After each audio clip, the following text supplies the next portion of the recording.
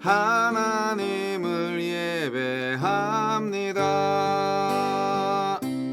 내 영혼 거룩한 은혜를 향하여 내 마음 완전한 하나님 향하여 이곳에서 바로 이 시간 하나님을 예배합니다.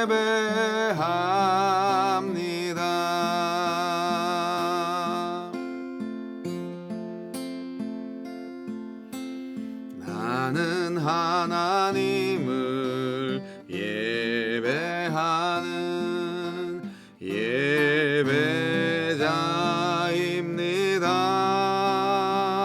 예배자입니다. 내가 서 있는 곳 어디서나 하나님을 예배합니다. 내 영혼 거룩한 은혜를 향하여 내 마음 완전한 하나님 향하여 이곳에서 바로 이 시간 하나님을 예배합니다. 나는 하나님을 예배하는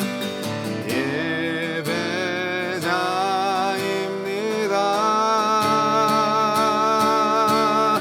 내가 서 있는 곳 어디서나 하나님을 예배합니다. 내 영혼 거룩한 은혜를 향하여 내 마음 완전한 하나님 향하여 이곳에서 바로 이 시간 하나님을 예배합니다. 나의 평생에 단 한 가지 소원 주의 아름다우심 보며 사랑 노래하는 것 나의 왕 되신 주님의 얼굴 구하며 그 사랑 안에 머물며 사랑 노래합니다. 나의 평생에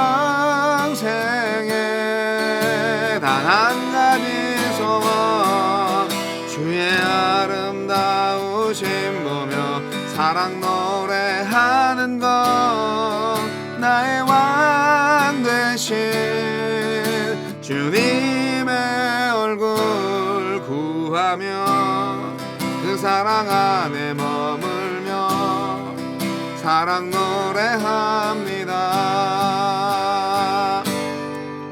나의 평생에 단 한 가지 소원 주의 아름다우심 보며 사랑 노래하는 것 나의 왕 되신 주님의 얼굴 구하며 그 사랑 안에 머물며 사랑 노래합니다.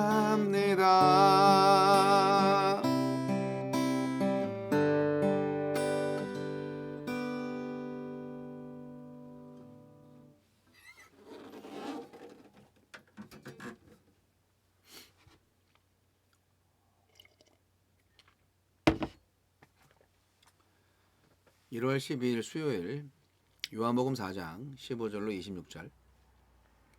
여자가 이르되 주여 그런 물을 내게 주사 목마르지도 않고 또 여기 물 기르러 오지도 않게 하옵소서. 이르시되 가서 네 남편을 불러오라. 여자가 대답하여 이르되 나는 남편이 없나이다. 예수께서 이르시되 네가 남편이 없다 하는 말이 옳도다. 너에게는 남편이 5이 있었고 지금 있는 자도 네 남편이 아니니 네 말이 참되도다. 여자가 이르되 주여 내가 보니 선지자로소이다. 우리 조상들은 이 산에서 예배하였는데 당신들의 말은 예배할 곳이 예루살렘에 있다 하더이다. 예수께서 이르시되 여자여 내 말을 들으라. 내 말을 믿으라. 이 산에서도 말고 예루살렘에서도 말고 너희가 아버지께 예배할 때가 이르리라. 너희는 알지 못하는 것을 예배하고 우리는 아는 것을 예배하노니 이는 구원이 유대인에게서 남이라. 아버지께 참되게 예배하는 자들은 영과 진리로 예배할 때가 오나니 곧 이때라. 아버지께서는 자기에게 이렇게 예배하는 자들을 찾으시느니라. 하느님은 영이시니 예배하는 자가 영과 진리로 예배할지니라. 여자가 이르되 메시아 곧 그리스도라 하는 이가 오실 줄을 내가 아노니 그가 오시면 모든 것을 우리에게 알려주시리이다. 예수께서 이르시되 내게 말하는 내가 그라 하시니라. 영과 진리 안에서 예배할 때 예수님은 물 기르러 나오는 것을 괴로워하는 여인의 숨은 목마름을 다 아시고 인생의 지독한 목마름을 해소할 수 있는 참된 예배로 여인을 초대하십니다. 예수님은 어떤 분입니까? 사람이 겪는 목마름과 괴로움을 헤아리십니다. 여인은 마시면 영원히 목마르지 않을 물을 줄 수 있다는 예수님의 말씀에 그런 물이 있다면 다시는 물 기르러 나올 일이 없도록 그 물을 달라고 요청했습니다. 그러나 예수님이 해소해 주려고 하신 것은 몸의 목마름이 아니라 물들어 나오는 일을 지긋지긋하게 여기게 된 내면의 목마름이었습니다.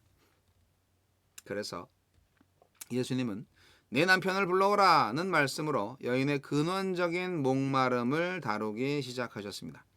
여인은 남편이 없나이다 하고 대답하여 자기의 기구한 삶을 감추려 했지만 예수님은 그 처지를 다 알고 계셨습니다.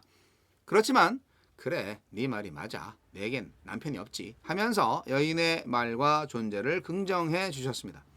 내게 있는 목마름과 메마름을 예수님은 다 아십니다. 그리고 힘들어하는 나를 이해하십니다. 예수님은 근원적인 목마름을 해소할 길을 마련하셨습니다. 여인은 자기의 모든 것을 아시는 예수님을 선지자로 생각해서 예배에 관해 물었습니다. 아마도 자신의 목마름을 예배와 종교를 통해 해소할 수 있다고 믿고 노력한 것으로 보입니다. 그렇지만 그것도 소용이 없자 그리심산이 아닌 예루살렘에서 예배를 드려야 하나 하고 고민하고 있었던 것 같습니다. 이에 예수님이 여인이 목마름을 해소할 수 있는 참된 예배로 초대하셨습니다. 그 예배는 틀린 사마리아인의 예배나 옳지만 불완전한 유대인의 예배와 다르며 장소에 구애받지도 않는 예배입니다. 그것은 바로 성령과 진리 안에서 드리는 예배입니다. 그것만이 여인이 찾던 예배, 영이신 하나님이 찾으시는 예배입니다. 온전한 예배의 길을 여신 분이 바로 성전의 실체이자 성령을 부어주시는 예수님입니다. 예수님은 참된 예배를 통해 참된 해가를 얻도록 우리를 초대하십니다. 우리에게 주시는 교훈은 무엇입니까? 공동체가 모여서 함께 드리는 예배도 물론 소중하고 중요하지만 그것이 예배의 전부라고 생각하면 오산입니다. 너무 큰 손실입니다. 말씀을 마음에 품고 성령과 동행하는 우리는 언제나 어디서나 생수의 근원이신 하나님을 예배할 수 있습니다. 매 순간을 예배로 드려 우리의 삶을 촉촉하게 적시는 하루하루를 삽시다. 자, 오늘은 예수님과 사마리아 여인의 그 대화의 핵심, 구구절절 아주 주옥 같은 말씀입니다. 여인을 폭로하셨잖아요. 예수님께서 좀 짓궂으시지만 그래도 여인을 뭐 그렇게 많이 이렇게 공격하지 않는 범위 내에서 존중하면서 그렇게 터치하셨습니다. 이 여인은 영원히 목마르지 아니할 물을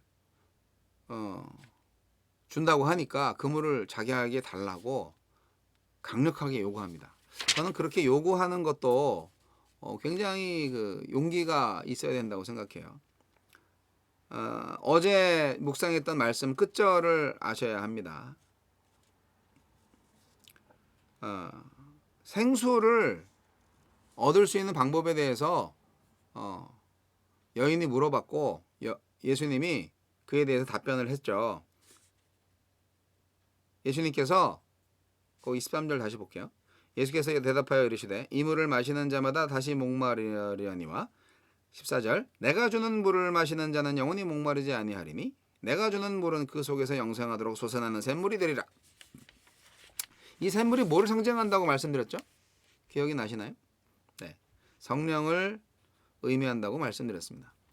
근데 여자가 아직은 깨닫지 못했기 때문에 오늘 본문 첫 15절에서 주여 그런 물을 내게 주사 목마르지도 않게 하시고 또 여기 물 기르러 오지도 않게 해주세요. 그러니까 여인은 물 기르러 오는 게 아주 고역이었던 거예요. 물은 필수 불가결한 삶의 요소죠. 물 없으면 어떻게 살아요? 근데 물 기르러 오는 게 너무 싫은 거예요. 왜냐하면 이 여인은 사회적으로 소외된 사람이니까. 그 진상이 이제 나오는 거죠. 네, 5 남편이 있었는데 지금 사는 남자도 이제 남편이 아니라고 말씀을 하시니까 완전히 이제 꿰뚫어 보시는 거죠.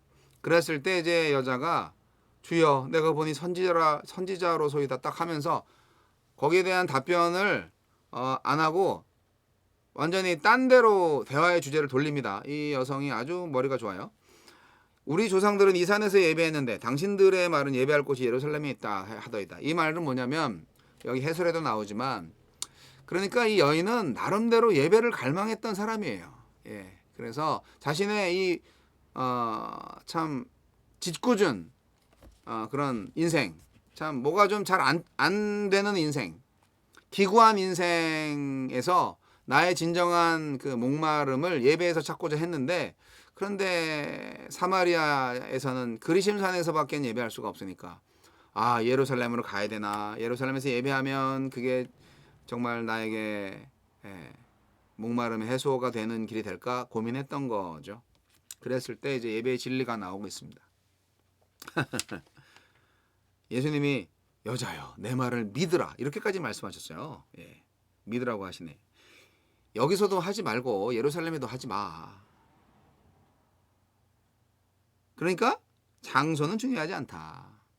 오늘날 이제 코로나 시대에 예배당에 모여서 예배하지 못하니까 이걸 교회 핍박이다 하시면서 너무 힘들어하시는 목사님들과 성도님들 너무 많이 계시는데 아유 저도 지금 2년째 힘들어 죽겠어요. 예배가 뭐 맨날 휴대폰만 쳐다보면서 예배하는 게 예배 같지 않죠. 그러니까 예배가 뭐냐 하는 본질에 대해서 다시 고민해 봐야 되는 부분입니다. 그럼 뭐 휴대폰으로 예배해서 이것도 예배네 하면서 예배 다 했다고 또 그렇게 태연스럽게 사는 사람은 더 안 좋은 사람이고요. 이렇게까지밖에 안 되는 거 우리는 좀 반성해야 됩니다. 그런데 하나님께서 이러한 지경까지 인도하신 것은 정말 큰 이유가 있다고 생각합니다. 진짜 예배를 깨닫고 진짜 예배를 할 기회를 주신 것이 아닌가 저는 그렇게 생각을 합니다. 예수님이 말씀하십니다. 아는 것을 예배하라. 즉 우리가 진짜 예배하는 하나님을 제대로 알고 있는가 그거를 먼저 지적하셨고요. 그리고 아버지께 참되게 예배하는 자는 영과 진리로 예배한다. 아버지는 영이시다. 예배하는 자가 영과 진리로 예배해야 된다 말씀하십니다. 그러니까 장소는 중요하지 않습니다. 뭐 예배당이든 똥똑강이든 중요하지 않고 뭐 밖에서든 집에서든 뭐 다 중요하지 않고 중요한 거는 영과 진리로 예배하는 것이다. 그런 얘기입니다. 그럼 영과 진리가 뭐냐? 신령과 진정이 뭐냐? 예, 신령과 진정이라는 말이 이제 좀 이전에 성경에서 나왔던 말이고 영과 진리라는 말이 이제 개정 개혁판 성경으로 나오는 말인데 이게 이제 헬라어 엔 퓨노마티 카이 알레테이아에 대한 번역인데요. 직역하면 성령과 진리 안에서 라는 말이 됩니다. 그러니까 다시 말씀드리면 하나님은 우리가 예배할 때 예루살렘에서 예배해서 뭐 받으시는 거 아니고요. 그리심산에서 예배한다고 해서 받으시는 거 아니에요. 예, 예배당에서 예배한다고 해서 받으시는 거 아니고 집안에서 예배한다고 해서 받으시는 게 아니고 또 거절하시는 것도 아니고 하느님께서 찾으시는 예배자는 정말 성령과 진리 안에서 예배를 하는 사람을 말하는 겁니다. 하느님은 예배를 원하시는 게 아니라 예배자를 원하신다. 그러니까 예배에서 관건이 되는 것은 장소가 아니다. 예. 성령과 진리다. 그겁니다. 장소는 성령과 진리 안에서 예배 드릴 수 있도록 도와주는 환경이에요. 예배당에서 예배하면 좋죠. 예배 분위기가 나고 예배의 마음이 막 올라오는 것 같아요. 해변가나 막 이런 데 가서 예배하려면 자꾸 바닷물에 막 들어가고 싶고 막 그런 마음 들죠. 예. 자, 성령과 진리 안에 있음은 뭡니까? 결국 말할 것도 없이 우리 기독교의 십자가 복음이 아니겠습니까? 하나님은 예수님으로부터 새롭게 시작되는 새 시대, 새 나라, 새 하나님의 나라, 그곳에서 정말 예수님의 십자가 복음을 통하여서 예배를 받으신다고 생각합니다. 민족이 문제가 아니에요. 지금 사마리아인이 옳으냐, 유대인이 옳으냐 이렇게 얘기하고 있는데 그 문제가 아니에요. 결국 어느 민족의 어떤 예배라도 어느 장소에든지 우리가 복음 안에 있으면 하느님께로 나아가서 예배를 할 수 있고 하느님은 그 예배와 예배자를 받으신다는 말씀입니다. 오늘 자기 선언이 있습니다. 하느님은 영이시니 예배하는 자가 영과 진리로 예배할지니라. 예, 영과 진리로 예배할 때가 곧 온다. 곧 이때라. 막 이렇게 말씀하시니까 그 여인이 메시아에 대한 또 소망을 딱 말씀하시네요. 예, 그랬더니 메시아가 오시면 다 가르쳐 줄 거예요. 이렇게 그랬더니 예수님이 내가 바로 그 사람이다. 이렇게 자기 선포를 멋있게 하십니다. 자, 여러분 성령과 진리 안에서 예배하십니까? 자, 성령이 어디에 계시죠? 예배당 안에만 계신가요? 아니죠. 그러면 저기 일요일 11시나 이때만 계신가요? 역사하시나요? 아니죠. 성령은 내 안에 계시고 언제나 어디서나 함께 하십니다. 그리고 진리는 뭐예요? 진정으로라는 건 뭐죠? 네, 진리. 예수님이 바로 진리입니다. 그리고 성령 안에서 예수로 인하여서 예수님과 함께 예수님을 높이는 우리들의 삶 전체가 예배가 될 수 있다는 것입니다. 우리는 예배를 회복해야 되고요. 그 예배는 영과 진리 안에서 드리는 예배여야 합니다. 이것이 정말 우리가 이 시대에 정말 회복해야 할 예배입니다. 예배가 모든 것을 살립니다. 왜냐하면 예배할 때 하나님께서 강력하게 역사하시고 예배자를 찾으시니까 예배자와 만나주시는 것이죠. 예배할 때 하나님이 만나주심을 느끼게 해주시는 거죠. 과거의 구약성경 시대에도 제단을 쌓고 막 기도하고 그렇게 제사를 드릴 때 하나님이 불이 내려오신다든지 해가지고 만나주셨잖아요. 근데 오늘날에는 성령께서 오셨기 때문에 항상 예배할 수 있죠.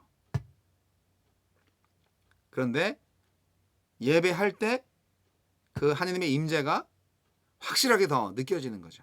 하나님이 강력하게 역사하시는 거죠. 그래서 평온과 사랑과 기쁨과 그리고 죄에 대한 깨달음, 그래서 회개와 참회와 뉘우침, 그리고 다시 한번 용서에 감사함, 기쁨이 넘치는 바로 그러한 순간이 예배가 되는 것입니다.